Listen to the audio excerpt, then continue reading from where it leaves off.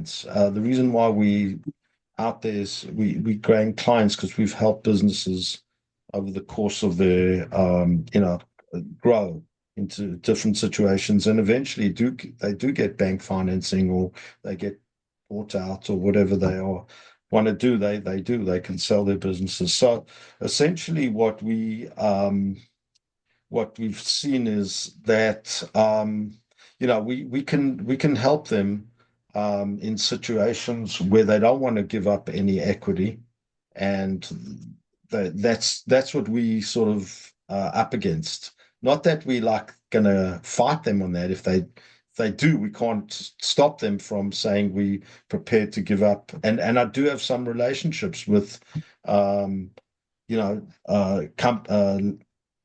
either investment bankers or um, different types of lenders that will do debt equity and all that, because I feel like in this industry you got to have as many friends as possible, and there are times where we will say this isn't appropriate for us, and we should talk to someone else who maybe you have to sell some equity to get where you want to get to. And so we develop what we call CoVentures World, a way to be able to bring together some of these peers and connect and do business. And last year we focused on cybersecurity. It's a big space that it is has a high breach in the healthcare space. So we focused not just creating a training space, an academy, but also being able uh, to train in the healthcare space to mitigate any breaches, as well as focusing with some of our other peers that offer grants, commercial incentives like Consulting Ace, with over 12 different modules that they could offer, depending if you qualify for businesses. Also, Entrepreneurs University that offers training for small and medium and even large companies in consulting, coaching, and training with how to run their business or improve their business. And AI is top of mind. AI, we've got some peers that have their business based on AI tools, and we're working with VenOps that comes from a compliance standpoint, working with the healthcare industry to be able to use an AI tool to be able to make it more effective and efficient to alleviate some of the doctor's times. We're also working with Continuum Foundation from a virtual solution standpoint. Blockchain is top of mind. They also are the foundation for NFTs, for cryptocurrency. And I think going forward, it's going to be a strong, stable in the world. Also with nonprofits, with Blackbird Global Foundation for philanthropic in the healthcare space, recycling, and looking at other areas. My invitation is that you might consider joining our community of CoVentures Mastermind Session. We do that on a weekly basis. And certainly consider joining our community, peersondemand.com, of leaders that are here. All of them, or many of them, are looking for relationships, but also funding as well too. And of course, we have our events, and tomorrow we'll have it for Innovation Exchange. And of course, you can join our community with access to Yeah. capital, but you provide stretch funding, which is something that many of our peers are looking for that in different areas, especially because one of them mentioned yesterday that a lot of the manufacturing companies are looking to exit, either because they're too old or because they're tired of their business in the US. The number was like 10 million manufacturing companies are going to do some sort of transition. And if they could sell their business, they'll do that. Many may not be able to do that. So it's a question of money to be able to step into that. So there is a lot of talk along those lines. So Selwyn, I wonder if you might share if there's a big focus, big idea, big direction this year that we should be aware of that you're taking. Selwyn? Okay, so I'll tell you, there's a few things that's happening on our end that we've seen. I mean, I can only report on what I've seen. I'm not going to start. I don't know if I can. I'm not qualified to make predictions because definitely not a analyst. But I'll tell you what I've seen. So, in some cases, we've seen banks have sort of shrunk or called their lines of credit from businesses, not not really the best time to do that, but that's the reality out there. So businesses, they've got some decent sales. They sort of trying to still grow, and then they have that challenge. So essentially, we come in and try find alternative debt financing for to take out the banks. Um, and we have to be creative. We have to use partners of ours that are either ABL lenders or factors, different, depending on what we got to work with. And then, of course, stretch finance, our stretch can come in and be helpful as well. That's one thing. The other thing is we've also found, in our situations that, um, there's a lot of businesses that are looking to purchase, they medium-sized businesses. They're trying to acquire um, businesses in their industries they view it as an opportunity. So, that's also they're trying to utilize their sales or their revenue um, to creatively purchase the businesses that are out there. So they don't want to use, any they don't want to give up any equity. They're trying to use debt financing. So once again, that's it's not. I'm not telling you these are just, we can do these in a heartbeat. They're not easy deals to put together. Obviously, it takes a bit of hard work, and obviously the cooperation of both parties, the buyer and the seller, to get these Yeah. deals done. Um, and then just generally, we find, the challenge. I think, Rocky, if you've like what we work with is, and I'm not saying we're the cheapest. Our type of financing isn't cheap. I'll say that without being apologetic, because we aren't a bank, but we try. Obviously, we want to make sure the borrower can afford what they're borrowing, and that it's going to benefit them. Those are the two things. There are other people out there that probably aren't worried about that, but we are, because we obviously we gain clients. The reason why we out there is we gain clients because we've helped businesses over the course of their grow into different situations, and eventually they do get bank financing, or they get bought out, or whatever they are want to do, they can sell their businesses. So essentially what we've seen is that we can help them in situations where they don't want to give up any equity, and that's what we sort of up against. Not that we like gonna fight them on that. If they do, we can't stop them from saying we prepared to give up. And I do have some relationships with um, you know, either investment bankers or um, different types of lenders that will do debt equity and all that, because I feel like in this industry you got to have as many friends as possible, and there are times where we will say this isn't appropriate for us, and we should talk to someone else who maybe you have to sell some equity to get where you want to get to. But that's where we are. We sort of in more of the growth stage, maybe, and at different points in industries. The industry could be sort of taking off, but banks still aren't offering any credit or trying to lend to these businesses. So we could be the first call that they'll make, because we can work very quickly. Like, for example, we can put together a deal in five days that could take a bank that a certain amount would take a bank 2 months. So I know I'm bashing the banks now, but that's really our competitive advantage out there, and we serve a role. I'd like to say that we're not we had to. we to play a role in this economy that, we all, I mean, that's why I enjoy what I do because I sort of want to help businesses. I've been in business before. I've had my ups and downs. You can see my gray hair. I've but I understand what people go through, so I want to get them. I do it to help them, obviously pay the bills, but to help them succeed.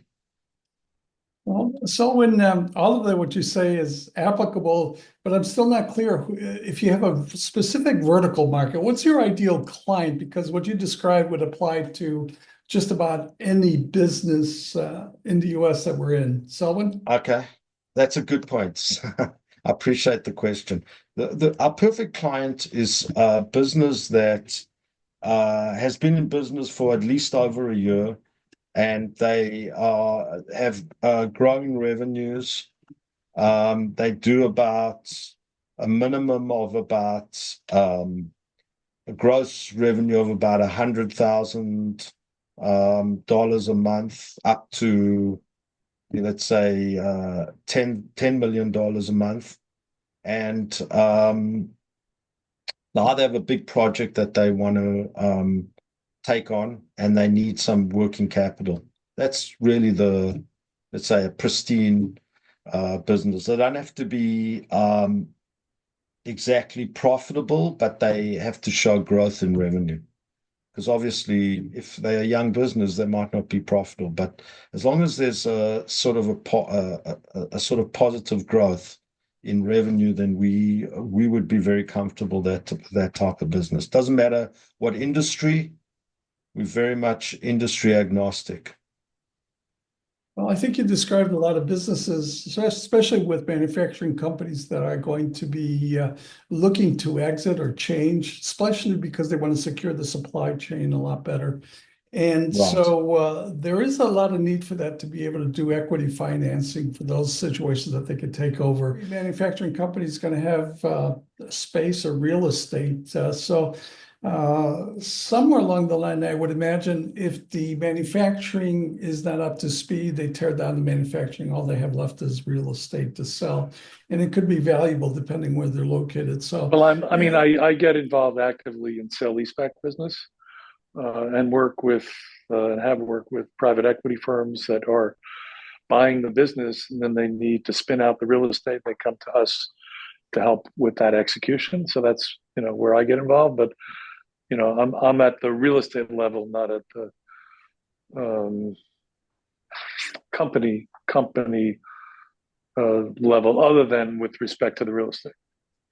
And well, I think we've had situations where we'll have a business that might own their real estate, and they sort of having some issues maybe with working capital, and they tapped out. We obviously want to find them the cheapest option. So sometimes we will tap into our platform of real estate lenders that could maybe do like a balloon interest only type deal for a year to help them, with some working capital. Well, There's equity in their property, obviously. yeah. Well, I mean, we're a big company and we have a lot of groups that do a lot of different things, and we have a big debt group, so we can provide debt, on an agency basis. But me and the team that I interact with would be very interested in opportunities for sale leasebacks, Hmm. where a company is looking to liquefy their solid assets. And but I'm not in the interim. I'm in the long term business, not the interim business. Right. So how long is a sale leaseback with you? 5 years? No, we would only be interested in deals which are 15 to 20 plus years. 15 to Long, 20. Okay. yeah, yeah, or more. Okay. Manufacturing is often, long. Right. Okay. It's good to know. I mean, I'm the more knowledge I have going into a deal, to me, it's always useful. I must say, it's something the beauty of what I do is I learn every day. I learn Yeah, from we different. have structures where companies can reduce their operating expense Mhm. um, by by not having to carry an asset on the balance sheet and clean up their balance sheet. But they're going to commit to the long-term lease of the facility. Right. But we can do it in a cost and tax efficient manner. Looking for equity for land, single family residential land development. Generally, South Jersey, Greater Philadelphia, and suburban Washington, D.C. Yeah. So you basically raise the equity to do the development. Your company like invests, or how does that work? Well, we have a client. We're a mortgage banking operation. We Hmm. have a client who does this and been very successful at it for the last, say, 15 years. Hmm. And generally speaking, what they do is they acquire zoned land, get all the necessary site plan approvals, and with that, they work with national home builders in terms of buying the end lots on pre-established purchase and sale agreements. And then what do? You raise the money. You raise the money for them We try for the to project. raise. Yeah, they've been they've had a funding gap that occurred recently in the last year, and most of the transactions they do generally are in the $50 million range, and the the equity that they used to get, that's all changed. So there's a funding gap of like 30 to 40% on some of these deals. So we're looking to try to figure out a way on a programmatic basis to raise money for them on the next 3 to 4 deals, which probably be in total about 50 million in equity. How much equity would they have in the project? Well, How generally much are speaking, they giving do away? is they'll generally speaking what they do is they'll buy the land, Hmm. and then they'll do the infrastructure improvements, which is the smallest part of it, using debt. So the leverage isn't all that high. But Hmm. from the same standpoint, they're looking at uh, returns probably of 18 to 22%, probably over a 3 or 4 year period. It's interesting. Yeah, I must say that I work with one person, but I don't know if that neighborhood is his. He's very much entrenched in Miami and Texas, I think, the South. Yeah, So I don't know if if that's something I mean, I'm happy to introduce you to him. I don't know if it's going to be the right fit, and I'm not sure, mm-hmm. you know, um, I can see he's part of a big consortium of different it's debt equity people that he knows that do these types of big projects that you do. Sometimes they even bigger, like that's what he tells me. Mm-hmm. So he's got a big project in Athens, Georgia that he's working on now at the moment. So um I could, if I get your information, I'm happy to introduce you. Sure, that'd be great. Hey, you're welcome to put your information in the chat box and connect with Sure. each other, or certainly connect with me. Okay. I'll be happy to share whatever information. So, Ernie, Okay. are you limited to a particular regional area? You mentioned Jersey, Philadelphia, DC. Is it just mostly the Northeast geographically that you focus on, Ernie? Well, my company has a national footprint. So we're everywhere. Okay. I'm in New York City, and honestly, the vast majority of my clients are in the New York City area. But over the last couple of years, um, they've looked elsewhere, Texas, Florida, places like that. So I kind of go everywhere. Okay. Well, our conversation with Selwyn was that he does financing, equity financing for businesses. And occasionally Actually, there's going to debt, be debt, or not debt equity. financing. Yeah, I'm not. Maybe I you could don't. say more about that because it also could involve land. Would that be right, Selwyn? Yeah, I mean, we do sometimes do land. Bridge. I have some bridge lenders that I work with that will do land type deals. It's not exactly. I'm sure Ernest, you'll back me on this. It's not the most popular thing to fund or finance in the property industry. That's what I've seen. Every time you mention land, they like you almost the phone bangs down and you say, okay, next. But I have found one particular group that will look at it.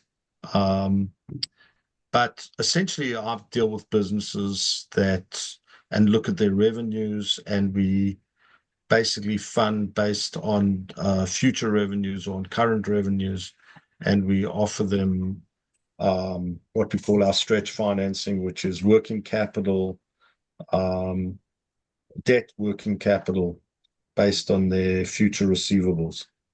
That's essentially what we do, and we can work very quickly. So deals can take days.